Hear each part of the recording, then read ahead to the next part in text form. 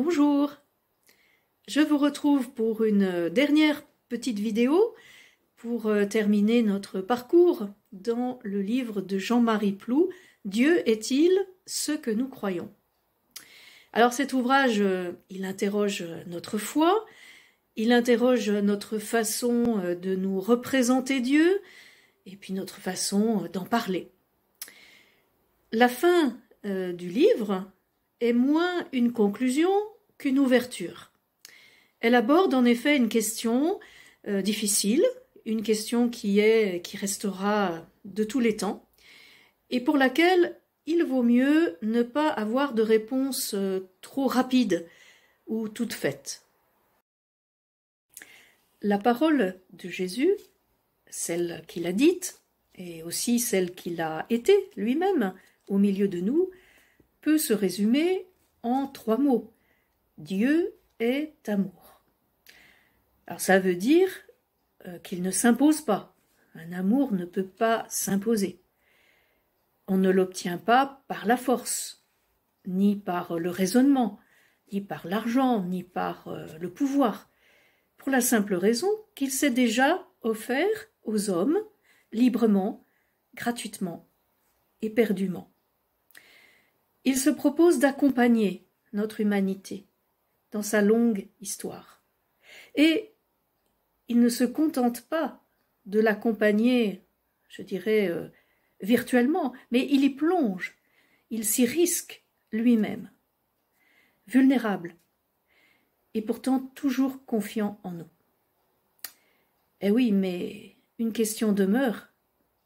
Où est-il quand nous le supplions ? Bien sûr, on pourrait dire qu'un Dieu qui répondrait à tous nos besoins serait un super-héros consolateur, un faux Dieu. Eh oui, mais c'est tellement difficile de ne pas pleurer quand on souffre. C'est tellement difficile de ne pas être atteint par le mal.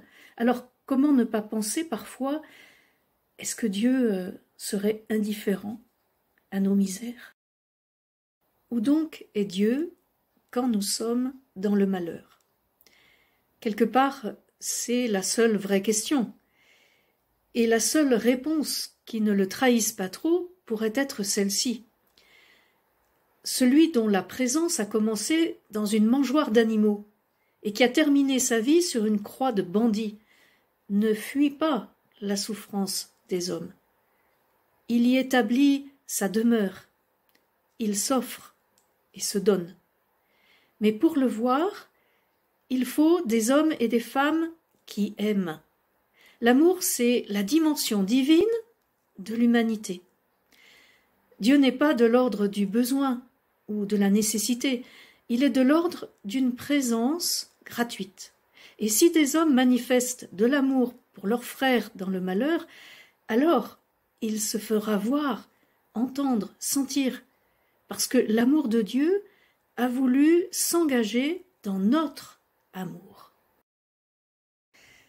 Alors voilà de quoi réfléchir, non seulement sur notre foi, mais aussi sur notre façon d'aimer. Voilà, j'espère que ce parcours vous aura donné des points de repère, matière à réflexion, qu'il vous aura intéressé, et peut-être donner envie de reprendre le livre de Jean-Marie Ploux à tête reposée.